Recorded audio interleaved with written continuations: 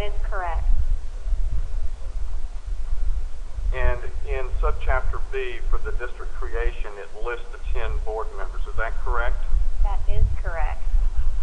You may have heard questioning earlier in the last few days about the nature and quality of the individuals and their background and their professional experiences that qualify them to serve on the Groundwater District Board. Are you familiar with David Grawl, the first one listed in your legislation? No, I'm not familiar with him. Are you familiar with Mauro Garcia? Yes, I am.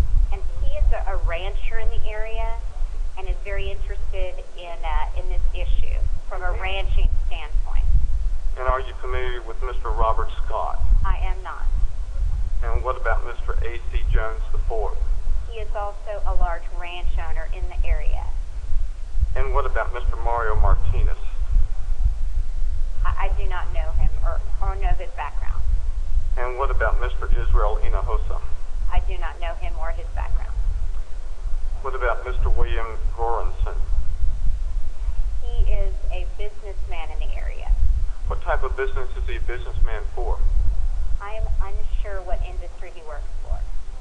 I believe it's oil and gas. Maybe it's uranium mining? And uranium, yes. And what about Mr. Howe? I don't know.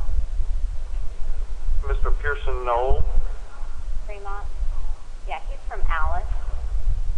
Mr. Knoll is from Alice, and what line of work is he in? Dairy. Dairy? Dairy ranching. Dairy ranching. What about Mr. Lawrence Cornelius? He's real estate in Alice. He's a retired commissioner. Could you explain the section B under subchapter B requires the remaining temporary directors, if there is a vacancy on the temporary board, to select a qualified person to fill the vacancy? What section are you referring to? I'm looking at the bill of